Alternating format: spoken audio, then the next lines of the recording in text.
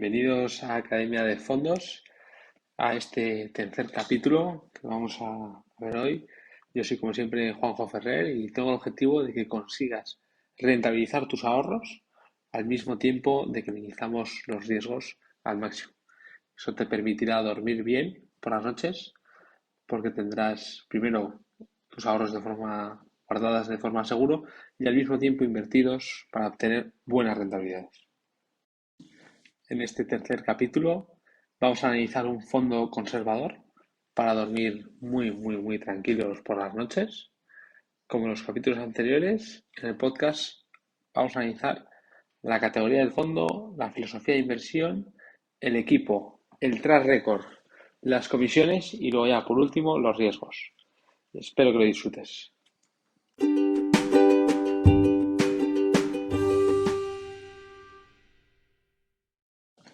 Pues vamos allá. El fondo del que vamos a hablar hoy es el Sextant Grand Large.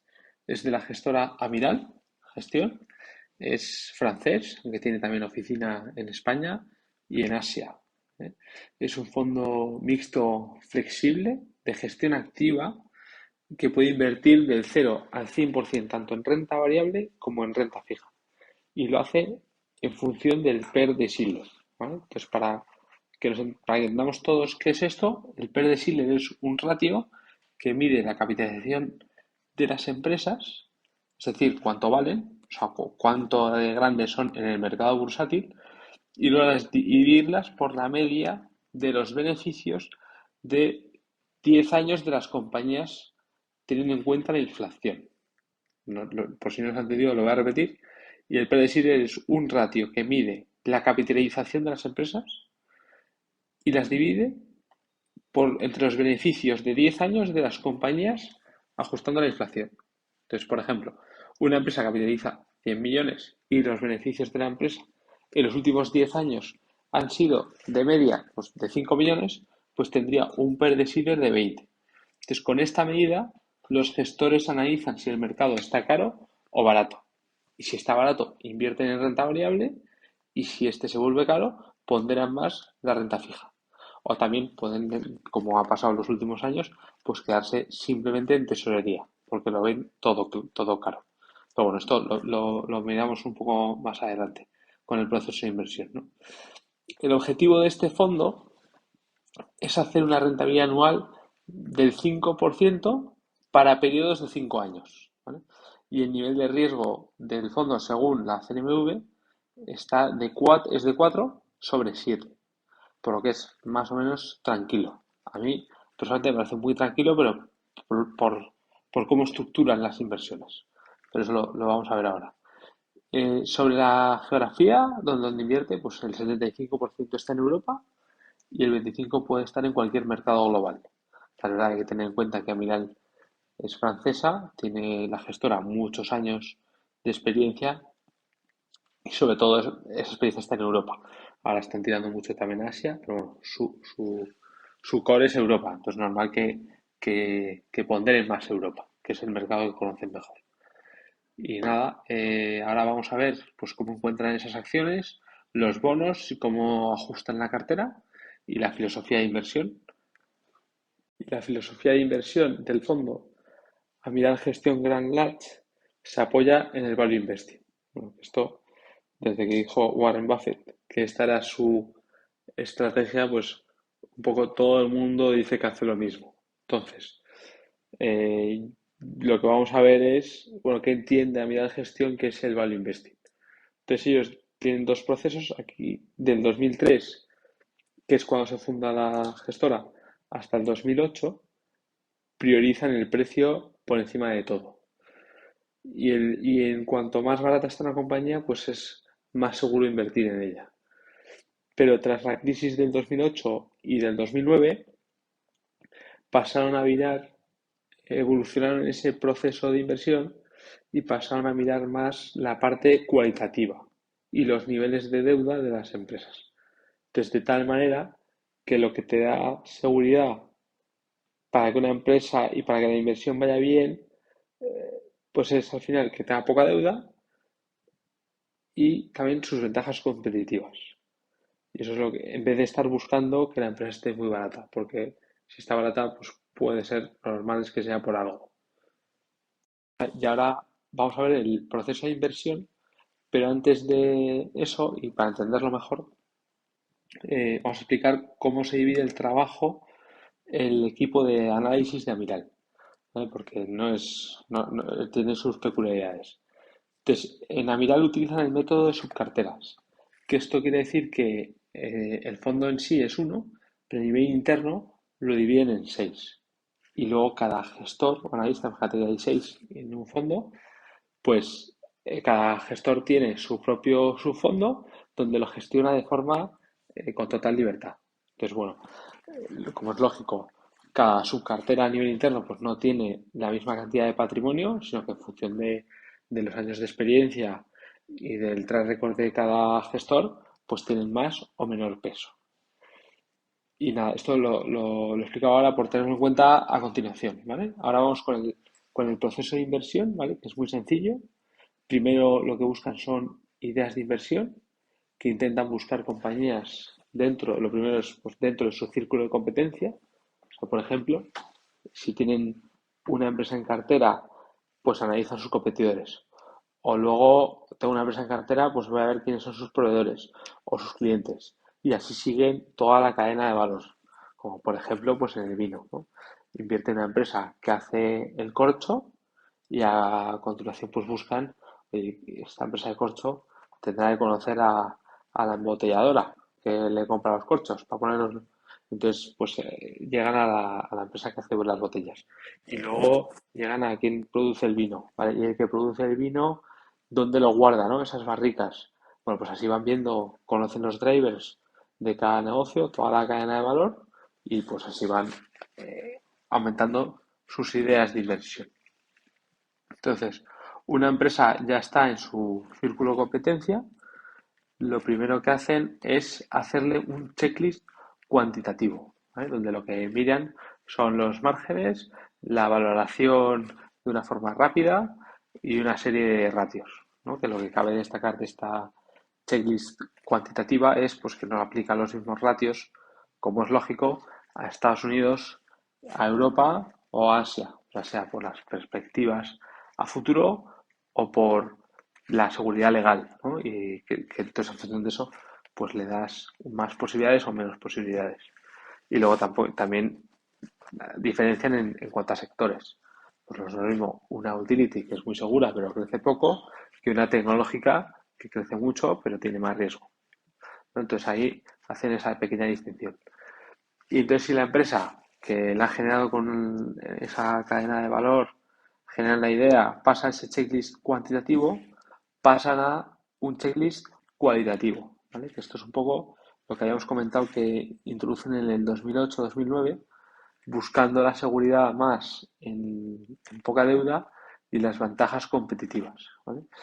Y aquí lo que hacen en este checklist, que está sacado de un libro que lo escribió Charlie Munger, que es el socio de Warren Buffett, y Atul Gawande, que se llama The Checklist Manifesto, o en español, el efecto checklist. Yo como el nombre de Atul Gawande no es muy fácil de pronunciar, pues os voy a dejar el enlace en la descripción por si a alguno le interesa. Entonces, este checklist tiene en cuenta distintos elementos, ¿vale?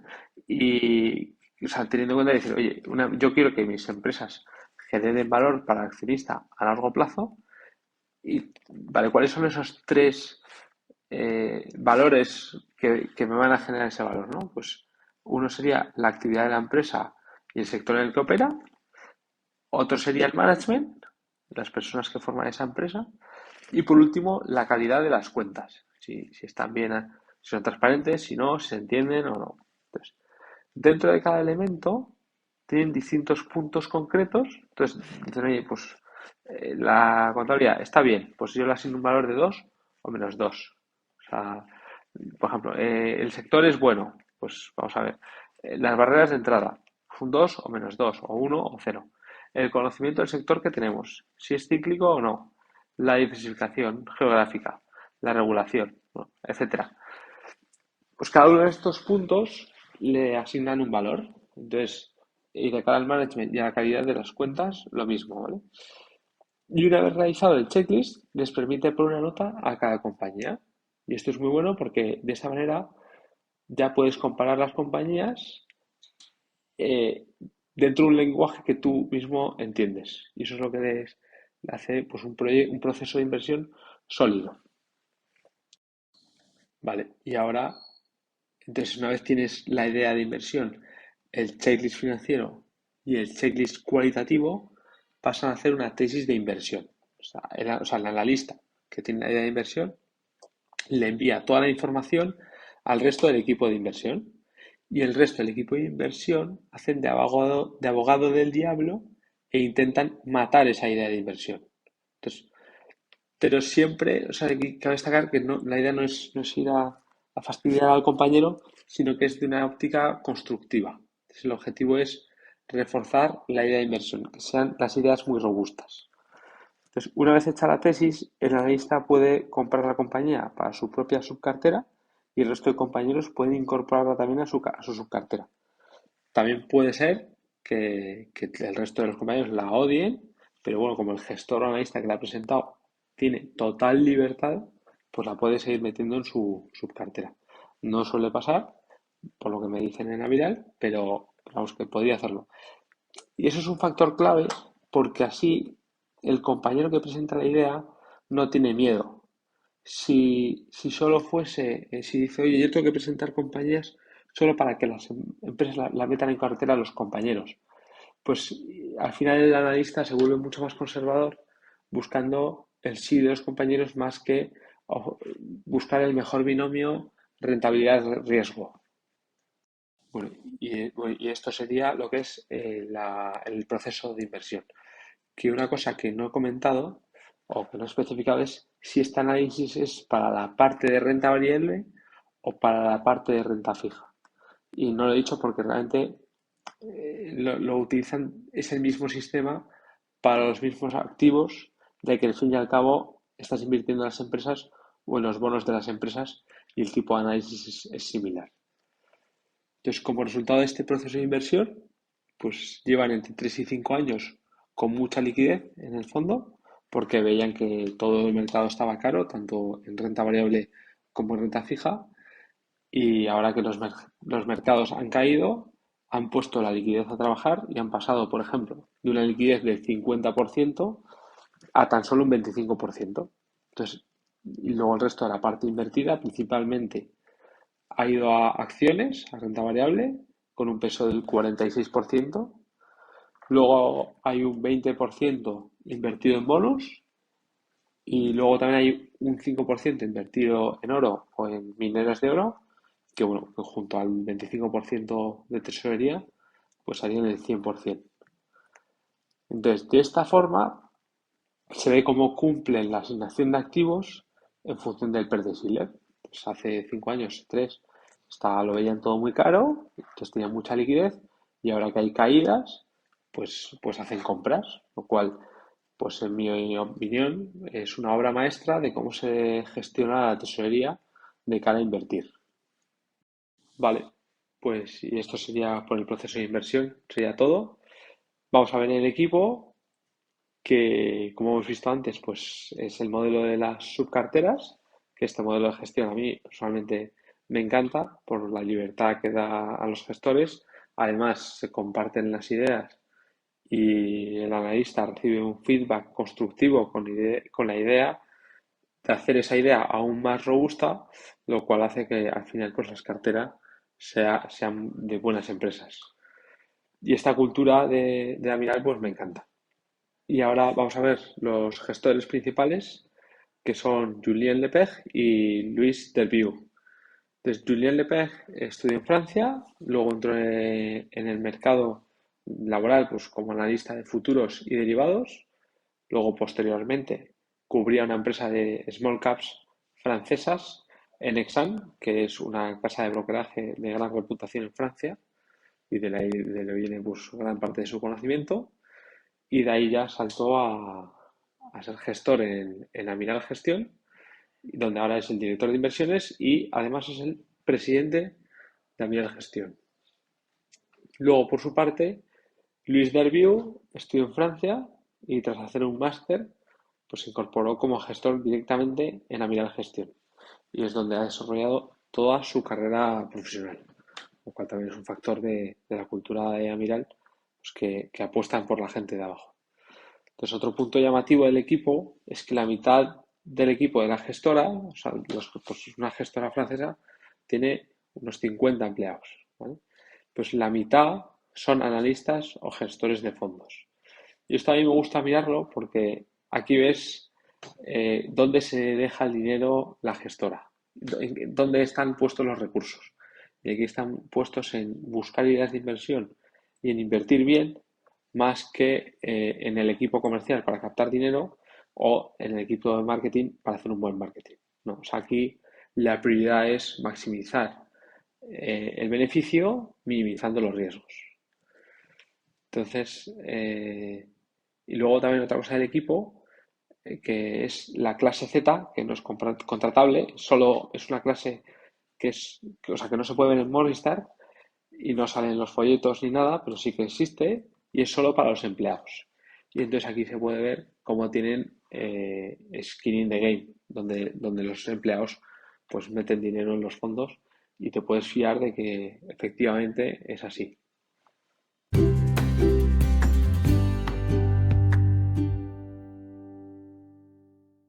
Acabamos con el cuarto punto, que serían las comisiones, que la estructura pues, suele buscar fondos sencillos, en este caso es algo más compleja.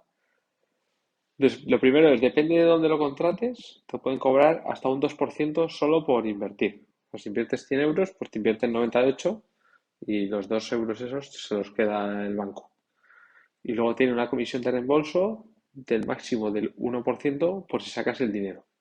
Claro, pues esto depende de dónde lo contrates. En Caser esas comisiones no se aplicarían. Y luego está la comisión de gestión fija, que en la clase A es del 1,7% y en la clase N es del 1%. Que ahí, pues en función del patrimonio, pues puedes acceder a una o a otra. Y luego, por último, tiene una comisión de éxito del 15%. Pero esa comisión de éxito solo empieza una vez el fondo consigue una rentabilidad superior al 5%. Y siempre en un año natural. Entonces, vistas las comisiones, vamos por la parte de la rentabilidad. El fondo ha tenido una rentabilidad pobre en los últimos 3 y 5 años, siendo para ambos periodos cercanos al 1% acumulado, comparado con un 5,5% de su índice, lo cual es eso, bastante pobre, ¿no? Entonces, y esto para ambos periodos, tanto para 3 como 5 años, que son muy similares. Entonces yo digo que es pobre porque no se ha cumplido el objetivo de hacer un 5% anualizado para periodos de 5 años. Pero bueno, por lo menos como algo bueno, pues es decir que a 3 y 5 años el retorno es positivo, o sea que no se ha perdido dinero, o sea que tampoco está tan mal, ¿no?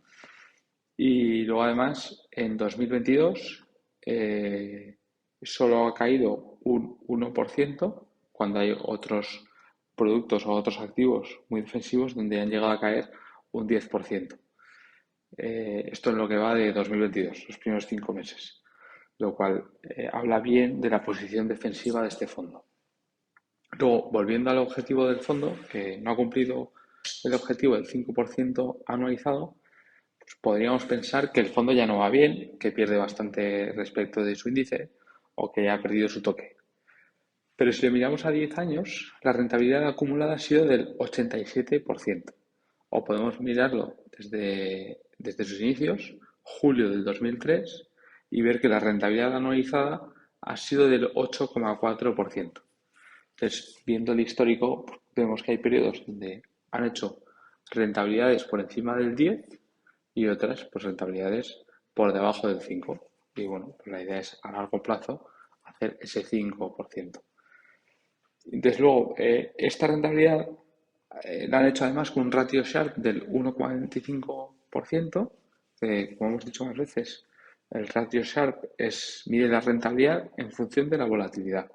Que si está por debajo de 1, pero cercano a 1, un 0,8, un 0,9, pues se considera bueno. Y en este caso, este fondo está por encima de 1,25, o sea que es muy bueno. Entonces, y bueno, también respecto la rentabilidad del fondo desde sus inicios es como habíamos dicho, del 8,4% comparado con un 4,8% del índice. Entonces, o sea, merece la pena invertir en este fondo comparado con su índice. Y luego, ya hemos visto la foto completa sobre las rentabilidades. Entonces, y mi opinión es que el fondo está en uno de sus puntos más atractivos. O sea, porque los últimos años han hecho un peor performance que el índice y por debajo de su objetivo, y ha sido debido a su alta posición en tesorería. Pero ahora que los índices han corregido y las bolsas han caído, han puesto toda esa liquidez a trabajar y creo que vienen unos años donde el partícipe de este fondo puede ver rentabilidades como las históricas. Entonces, dicho esto, aprovecho para hacer un disclaimer, de que este podcast no es una recomendación de inversión y cada uno debe hacer sus propios análisis. Vale. Una vez hemos visto todo lo bueno de este fondo, vamos con la última parte del capítulo, que son los riesgos. ¿Vale? Entonces, la verdad que siendo un fondo conservador, le veo menos riesgos que a otros fondos, pero es cierto que a corto plazo, pues, y tener una exposición muy alta a Europa, pues la guerra entre Rusia y Ucrania, pues nos puede jugar malas pasadas. Ahora, sí es verdad que si inviertes a 3 5 años, pues ese es un riesgo que veo menor. Y luego a nivel del fondo, creo que el riesgo está en el PER de Schiller, pues que a mí me parece un buen indicador y de hecho a ellos les ha ido muy bien, pero bueno, puede ser que este indicador pues digas, oye, pues es que no es válido para decidir si te expones mucho o poco a ciertos activos. Entonces creo que los riesgos irían por allí. Pero en cualquier caso, tal y como se gestiona el fondo, la rentabilidad, la volatilidad, las ideas de inversión, pues me parece un buen fondo. Y si han pecado de algo, estos años ha sido de conservadores. Lo cual también pues encaja en la filosofía de decir, oye, esto es un fondo conservador para vivir tranquilo. Así que nada, y esto sería todo por la parte de los riesgos.